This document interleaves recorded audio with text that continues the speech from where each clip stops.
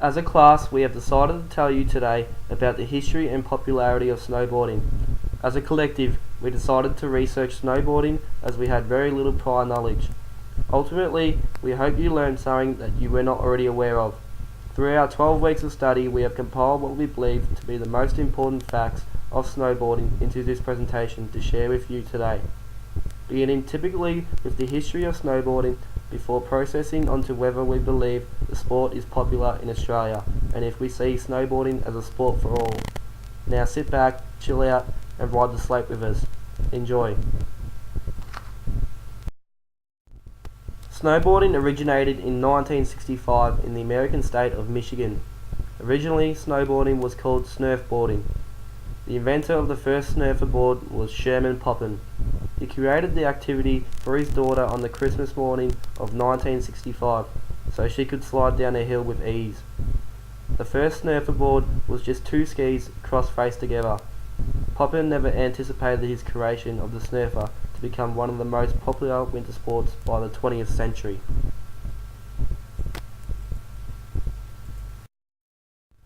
Sherman Poppen sold his snurferboard to the company Brunswick Co.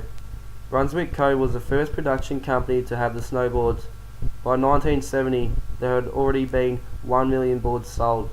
Although Brunswick Co. had these snowboards, Poppen continued to work close with the organisation. It wasn't long until snurfboarding turned from a novelty into a beloved winter sport.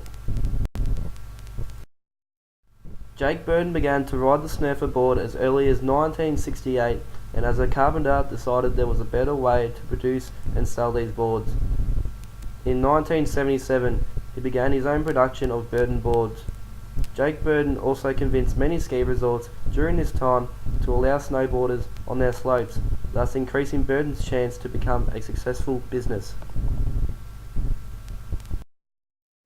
In 1979, the snurferboard's name was changed to the snowboard. The name was changed by Dmitry Milovich. Milovich and his friend had dropped out of school to begin the production of the snow surfboards. This was a different design to Sherman Poppen's, yet was based off his snurferboard idea. Ultimately, the snowboard as we know it now came from the thought of Dmitry Milovich and his creation.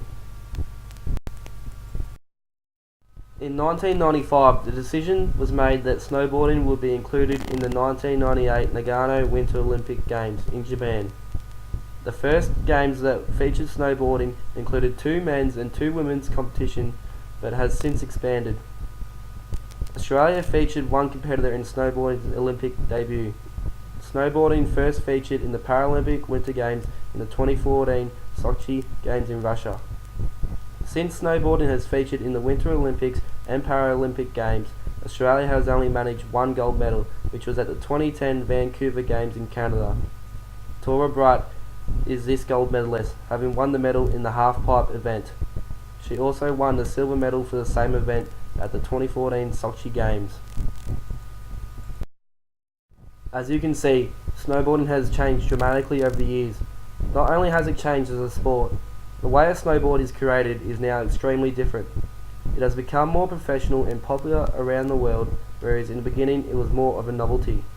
Although the sport around the world has increased in popularity, it still remains reasonably unpopular around Australia. For a sport to be considered popular within a society, it is important to look at overall participation.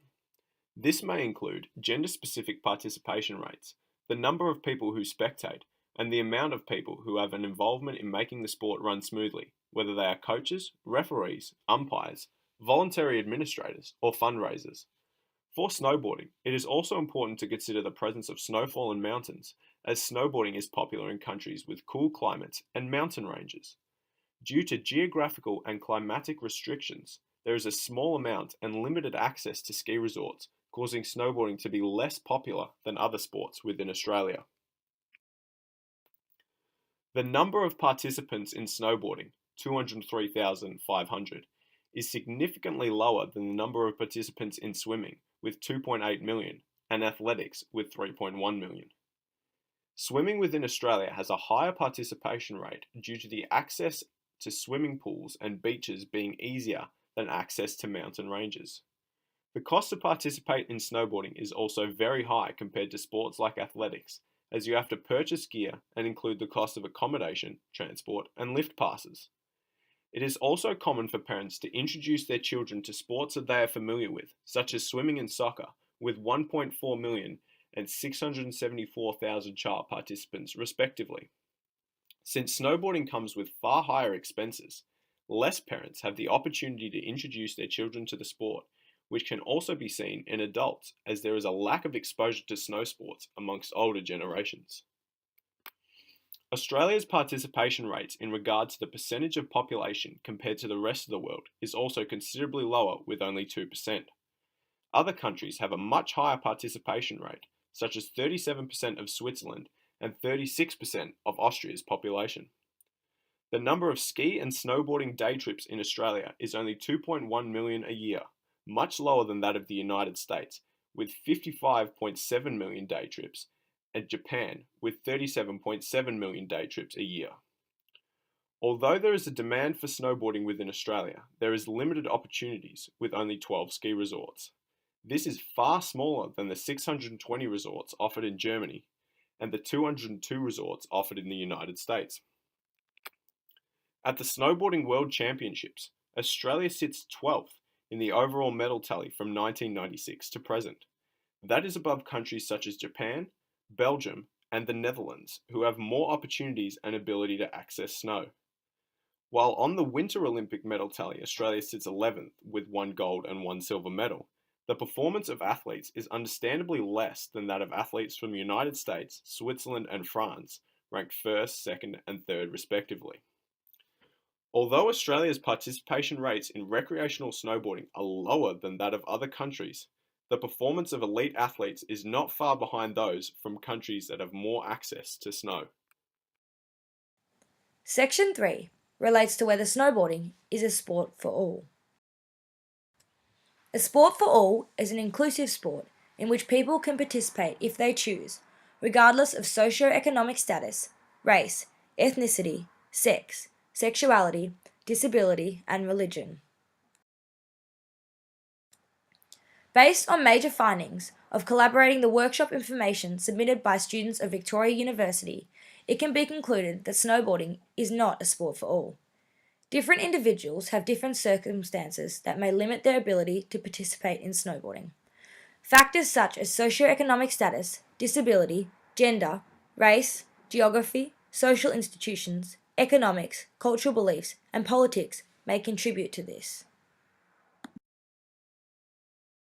Socioeconomic status, economics, and geography. 1. Socioeconomic status prevents a lot of them from participating, as the access to facilities required for snowboarding aren't readily available. To snowboard, you require the appropriate gear and access to snow resorts to participate. But seeing as these are very expensive and can cost over $1,000 just for the gear, those with a low SES are unable to participate. Due to the geographical location of snow resorts, most of which that exist in New South Wales and Victoria, it contributes to snowboarding being less inclusive. Disability.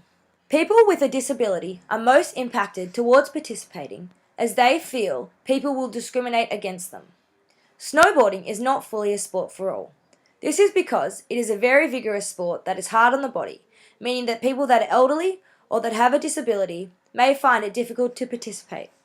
Disabled individuals are most impacted due to the fact that they can't participate in high-impact sports. Gender and race. Females tend to self-exclude as snowboarding has a culture of being a masculine sport. These cultural stereotypes are derived from the opinions that sports require a physicality and aggression that females do not possess. These views and beliefs can cause females to see themselves as less skillful and talented than males. Australian culture does not usually include snowboarding as it focuses more on cricket and football. From a race perspective, snowboarding is generally participated in by countries who are majority white populations, and this is never discussed as an overrepresentation. However, in other sports such as rugby, where the sport has a high participation of a minority race, for example Pacific Islanders or Maori, the public then starts to have discussions justifying why there is this larger representation, and discussions are made around their natural ability to play the sport. Social institutions. Social institutions refer to families, schools, churches, etc. that promote and facilitate the sport. Some schools in Australia offer snowboarding programs. However, because of snow resorts being so expensive, this does not make the sport any more inclusive. Media exposure of snowboarding is extremely limited in comparison to other sports, where the media influences what people participate in. The news will advise of the snowfall during the winter months. However, this is as limited as it gets. Politics. Compared to other sports, snowboarding gets very little funding from both the federal and state governments, which makes it difficult for snowboarding to expand. Due to a lack of funding, snowboarding also is not able to be promoted as heavily as other sports, which results in less people gauging an interest in the sport. There is a government initiative called Little Shredders, which teaches school kids snowboarding at any school. They do training with teachers off snow, which runs for 6 sessions. And on completion, the children receive an on-snow experience at no cost. This includes a 2-day lift pass, 2-day equipment hire, and lessons from a qualified instructor. As a collective, we have found that although snowboarding is not a particularly old sport, there is still a very interesting history involving many different individuals. Worldwide, snowboarding is growing, thus being added into the Olympics in 1998 and also the Paralympics in 2014. Overall, we decided that due to participation rates of snowboarding in Australia and also snowboarding in Australia as compared to other countries, snowboarding is not popular in Australia.